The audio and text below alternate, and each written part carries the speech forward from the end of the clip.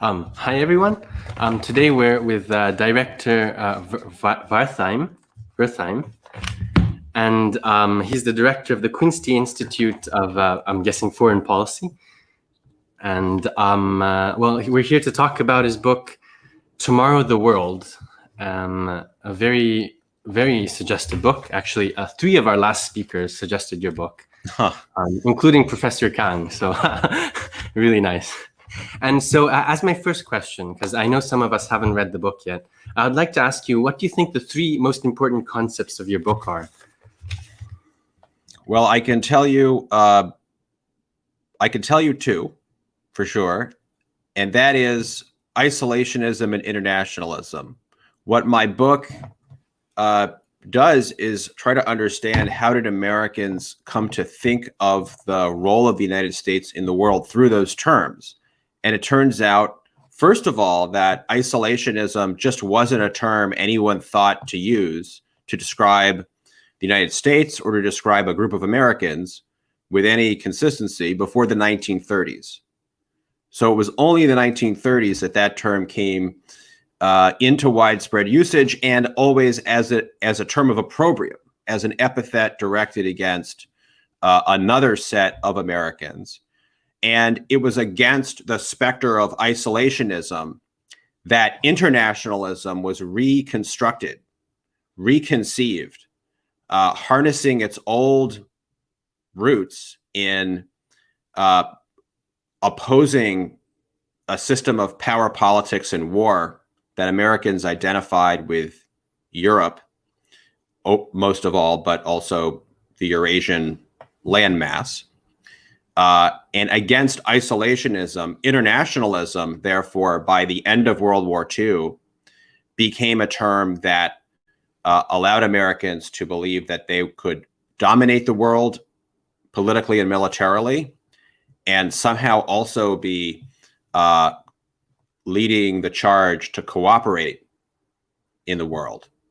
So it suspends this contradiction in midair. And that brings us, I guess, then to a third concept, and that's the central point of the book, which is to explain how the United States decided on becoming the supreme political and military power in the world, given that, in fact, for most of its history, you can find very few significant Americans who thought that that's what the United States should do. So if I could smuggle a fourth one in there, how did the United States go from having an axiomatic attachment to non-entanglement, to avoiding entanglement in Europe and Asia, to deciding very rapidly that instead it should be the preeminent power in Europe and Asia, and indeed globally?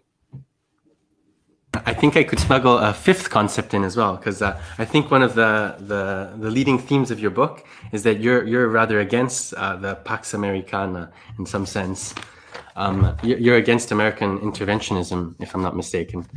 So I'd like you to talk a bit about this short period that goes from I think it's the middle of 1940. So when the French aren't able to resist the Germans anymore, and perhaps the thought process that the American elite go through. Yeah, so the main contribution of my book is to identify this period, just as you said, from the middle of 1940, after the Nazis conquered France in a flash, to the Pearl Harbor attack 18 months later, at the end of 1941, that brought the United States officially into World War II. And it's in that period, which we're very familiar with in terms of a debate over whether the United States should get involved in the war, that actually there was a great deal of post-war thinking and planning already taking place, quite formalized, but not in the upper reaches of the Roosevelt administration, which at this point was ill-equipped to undertake that kind of work, but was happening in coordination with the State Department in places like the Council on Foreign Relations, a smattering of other institutions and universities. And so what I try to describe is how the fall of France creates a new and unexpected specter in the world. That's the specter of Europe and Asia being ruled by the Axis powers. And because those powers are understood to be totalitarian, this poses a new kind of problem for the United States. Does the United States want to stick with its non-entanglement position and remain supreme in the Western Hemisphere, politically and militarily, but potentially see Europe and Asia go under to the worst kinds of entities, which would also severely restrict the kinds of liberal interaction, American-style trade and so forth, that Americans like to enjoy, and also make it hard for the United States to imagine itself as the motor of world history. And so that's essentially what I've just described is the trade-off that some Americans associated with the America First Committee, for example, were willing to make. But then another more influential and ultimately successful group of Americans decided to take the other side of that trade-off, that it was worthwhile for the United States not only to mobilize to get into the war in the short term, or at least ensure that the Axis did not prevail, but also, you know, if the Axis came close to holding the reins of world leadership once, some other entity could do it again. So now the United States had to cast off its traditional aversion to extra-hemispheric entanglement and instead see itself essentially police the world and make sure that future aggressors couldn't come nearly as far as the Axis powers did for a brief period of time, as we know now, from 1940 to 1941 and 42. Perhaps as my next question, I'd like to ask you something a bit more, I think I could say it easy, because most of your books based on memos and other documents from back then. And I was just wondering if you could explain why memos are so important. Because we always hear, or we always see that books reference memos, etc. But I think that's it's important to understand why memos are important. Yeah, so I think in this case, I mean, I was blessed with some really rich documents, and we can see how these quite influential people, for example, in the Council on Foreign Relations, who were working in coordination with the State Department, changed dramatically over a short period of time the formal recommendations they were making for what America's responsibility in the world was, and what how much of the world the United States had to be the dominant power over. So there's a sequence in particular of memos from the summer of 1940, culminating in October, where you can see the conception change from the U.S. being able to lead just a portion of the Western Hemisphere, going sequentially outward and arriving at a position that the United States had to hold, quote unquote, unquestioned power across the non-German world. So I think those are really significant, but those aren't the only sources I find significant. This is a book that's also about public debate. And so I'm quite interested in, I don't think this is a conspiracy theory. And so I don't want the sort of memos to convey that at all. I think, you know, in February of 1941, as is well known, Henry Luce, the publisher of Time, Life and Fortune, announces the arrival of the American century in his own Life magazine, which is a nice trick if you can pull it. And, you know, he's very explicit about how he's breaking from the traditional attachment to non-entanglement that Americans know, and how this will be an expansive project. He says that freedom requires and will require greater living space than tyranny, to quote him precisely or almost exactly. So, you know, I'm interested in how the public contours of debate change, as well as some of the behind the scenes work gets performed. We've got a rather strange question because one of our members is a student in strategy, and so he noticed that your book almost implicitly mentions Mahan a lot, and we were wondering if because in that period your book also mentions that these groups that were trying to make strategies for America were trying to make really long-term strategies, and we were wondering why in that period. There was no attempt to try to divide China or weaken these future threats. It's a question that doesn't really relate a lot to your book, but it's still something that came up quite a lot. Yeah, I'm not, I think it was hard, at least in the 1940-41 period, to really concretely imagine how the post-war would shape up. So, I think for specific designs for, specific countries, then a more well-known story that takes place later and in the State Department about U.S. planning for the increasingly clear settlement, I think probably becomes more relevant to that question. But I was also quite interested in the development of institutions that took geography, geopolitics, and military strategy seriously. Compared to Mahan's days, this was a much more institutionalized process, or it was becoming institutionalized at just the period in which my book takes place. And one of the things I want to emphasize, though, is that if you look at a place like the Princeton seminar on military strategy, the first so-called grand strategy seminar in the United States, led by Edward Mead Earle, it wasn't a simple-minded activity where a commitment to taking geopolitics more seriously than it had been in the wake of the World War I settlement, led all those strategists to conclude that the United States should play a much more expansive military role than before. Quite the contrary. It led many to advocate a more clearly delimited sense of U.S. interests and strategy. And so the change really does come in time in response to shocking events, especially the conquest of France.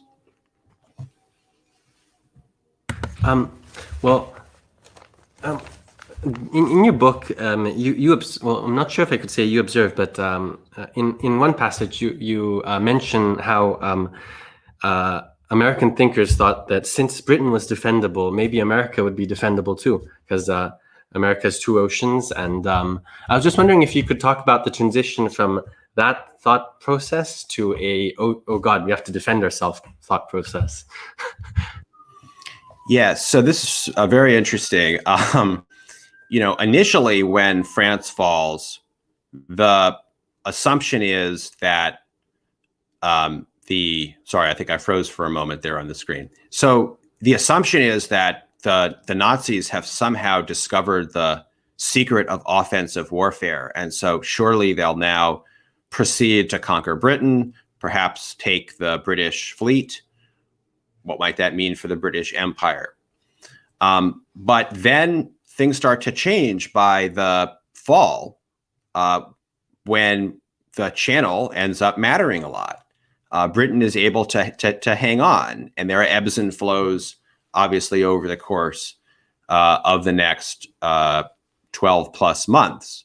But that reality is used by anti-interventionists to say, well, look, if the English Channel can provide a significant barrier to deter or to protect against an outside invasion, imagine what the Atlantic Ocean accords the United States. And so they made a quite coherent strategic argument that as long as the United States protects the Western Hemisphere, prevents any outside power from establishing a territorial base of control there that then could be used to invade the United States in North America itself was secure. So that argument actually gained steam over time as Britain was able to resist. But I think the really important thing is that the other side implicitly and sometimes explicitly conceded the point. For them, what was significant was that Britain was now clearly weakened. It could not maintain its Asian and Mediterranean hegemony after the war. And now the United States had an opportunity, not a necessity based on its own security, but an opportunity to become the leading power in the post-war world. And I think, for the first time, to clearly become the senior partner in a post-war Anglo-American relationship. And so to go back to those memos you mentioned, the memos starting in 1941 stop referring to Anglo-American cooperation and start envisioning what they call American-British cooperation in the post-war world to indicate that the United States will be the senior partner. If I'm not mistaken, in one part of your book, you mentioned that there was a proposal to give all British citizens American citizenship. And that was really shocking for me. And also another thing that was really interesting was, how could I put it? Actually, I kind of got confused. Well, the thing I was kind of curious about was during the end of your book, you kind of mentioned that you seem to be very against this idea of the Pax Americana, or an American presence everywhere. I was just wondering why you thought so. Sure. Well, I mean, first of all, I want to say that, I think the book, it's any book written by a historian is informed by their present moment. That's the first rule of historiography. So I'm guilty, but I don't think I'm guiltier than others. I don't take a position as to who was right in this debate in 1940 and 41. But I want to understand, first and foremost, I want us to appreciate what the stakes were and try to explain why the United States made the choice that it did. And if the reader wants to decide that, the United States was right to make the choice it did then, and it's right to make the kinds of choices it's made in the past 30 years, that's certainly allowable in the terms of my book. That said, I do think wherever you come down on the decision-making, the original decision for dominance in the middle of the 20th century, I do think my point, really my history, raises a significant question about what has happened after the collapse of the Soviet Union. So for the last 3 decades, because the original argument by which Americans came to decide to depart from their non-entanglement tradition and take up armed primacy depended upon the possibility of an anti-liberal, indeed totalitarian great power or set of great powers that could actually attain dominance in Eurasia. That was the whole premise.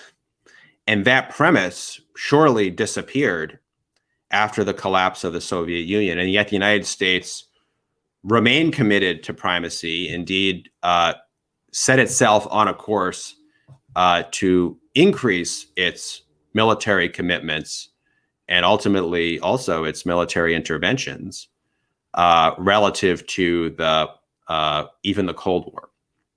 So, again, that history is not a very good tool at prescribing policy. It's just a different enterprise. But I do think it helps to situate us and really puts pressure on the question of, if the United States, needs to play such a large military role today, exactly why is that? In your conclusion, I think you quote Bush. I'm not sure if it was senior or junior, but you quote Bush. And I was really curious because it's very evident that you're against American presence everywhere. But isn't it fundamental or important to have an American presence everywhere to preserve economic dominance, cultural dominance, et cetera, et cetera, et cetera? Like, that's the first thing that comes to mind when I hear your argument. I was just wondering. Yeah, well, I mean, if that were true, then it would be hard to explain American and world history for more than 5 decades, for about a half a century before World War II, in which the United States did exactly what you're describing. It became the world's leading economic power toward the end of the 19th century. It established cultural dominance. Its financial power was quite huge. It surpassed, in terms of GDP, the output of the entire British Empire in the middle of World War I. And for all of that time, it didn't seem to ruling elites in the United States that that kind of power and influence required global military dominance. The United States expanded its military. It wasn't, pacifistic by any stretch, but it didn't require the kind of commitment to global primacy that unexpectedly came about, in the second half of 1940 and carried over. And I think much the same is true today. I mean, I would say that in the Cold War, there was a quite coherent conception of how a U.S. style world order depended on military commitments, right? There was the Bretton Woods system, the challenge between capitalism and Soviet-backed communism, and so forth. But the Bretton Woods system collapsed, and so did state communism. Question of China, of course, remains today.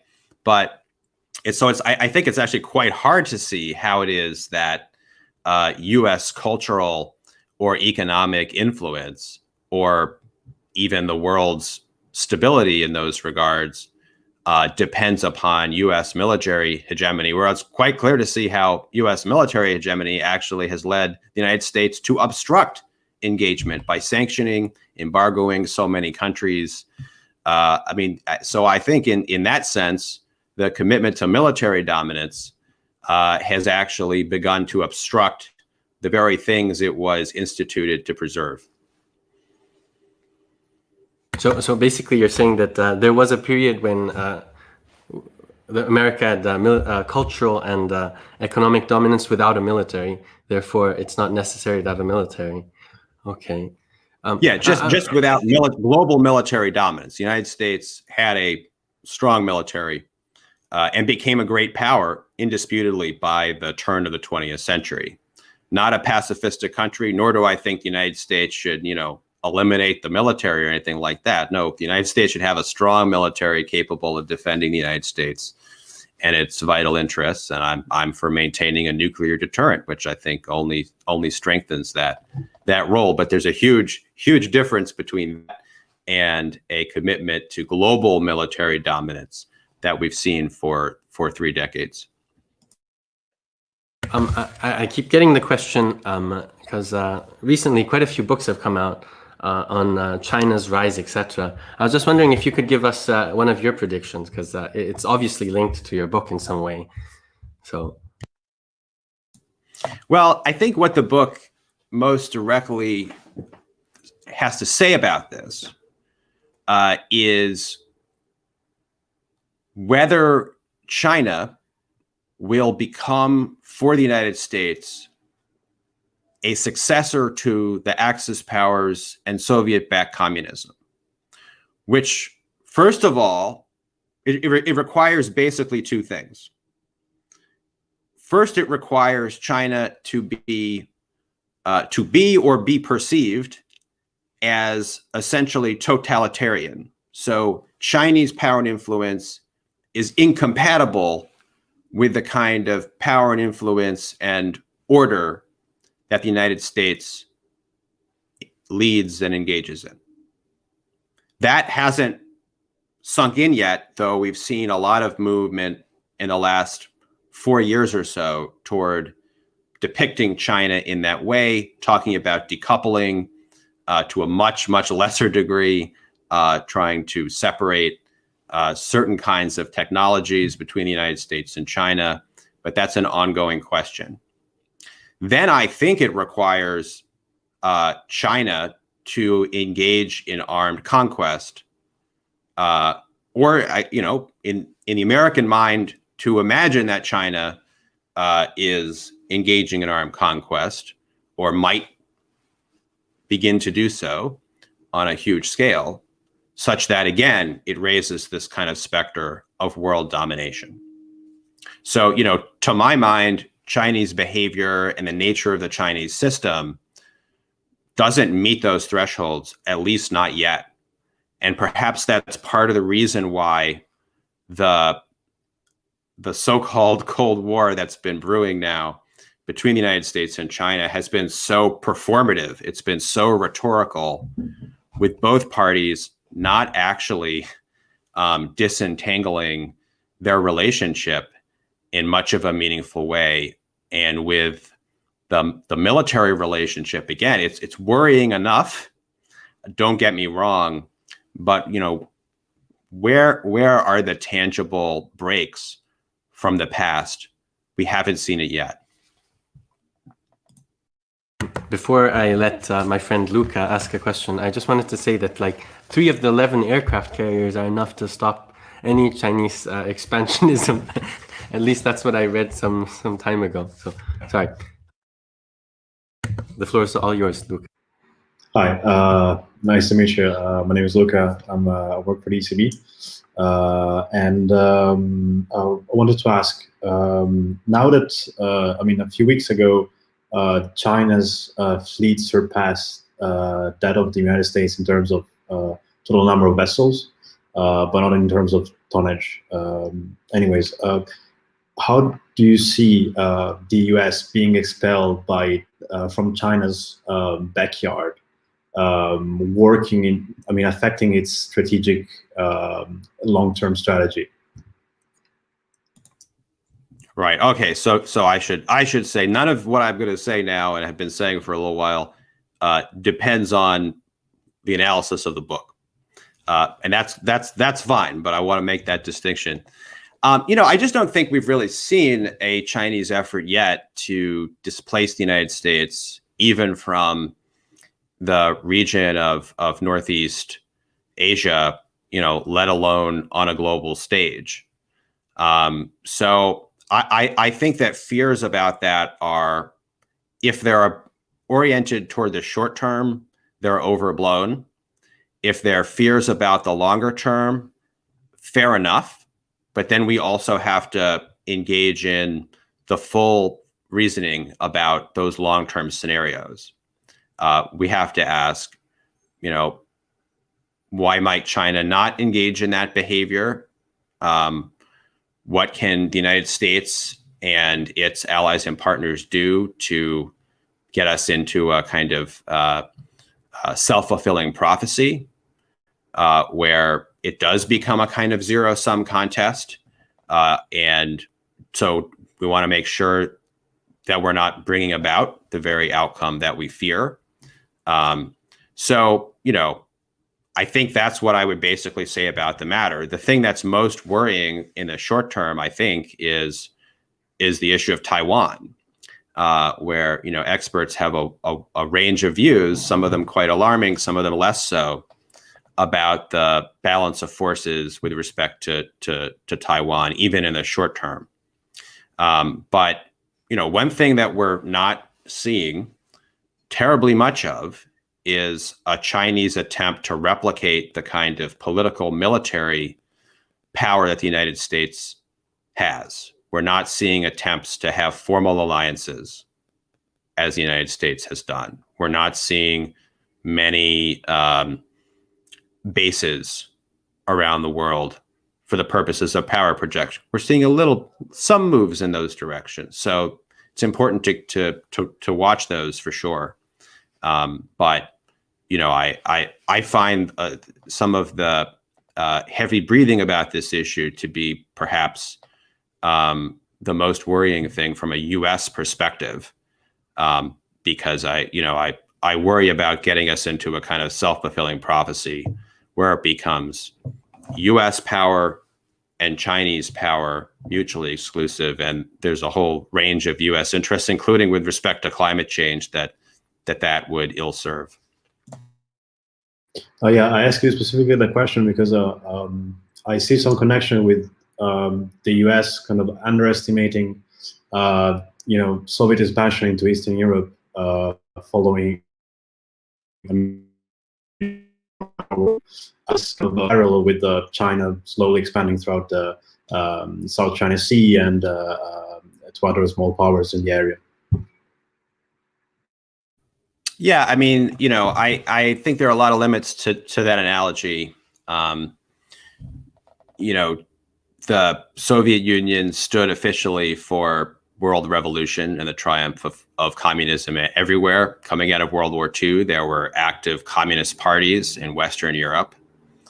And indeed, because of the way World War II ended with the Red Army across Eastern Europe, it was unavoidable for Soviet influence to be significant in third countries. And I think that's quite different from, what I take to be the kind of large Chinese pattern to date, which is based on largely economic expansion, and then the defense of a certain set, often troubling defense of a certain set of Chinese national political interests that, for example, through the use of international economic coercion, recently against Australia. And then, of course, you have these questions of Hong Kong, Taiwan, and so forth. But does that imply, an effort to control politically or militarily other countries, even in the region? So far, I'm skeptical, though we should always be alert to the possibility that those kinds of intentions will manifest in the future. We've got two last questions. So the first one would be about Chapter 4. So about the fact that the UN in some way is or was thought of as an instrument of power projection. So perhaps you could talk a bit about why it is so. Or sorry, I'm a bit nervous. Yeah, so this was a discovery in the archives that I didn't really expect to make, but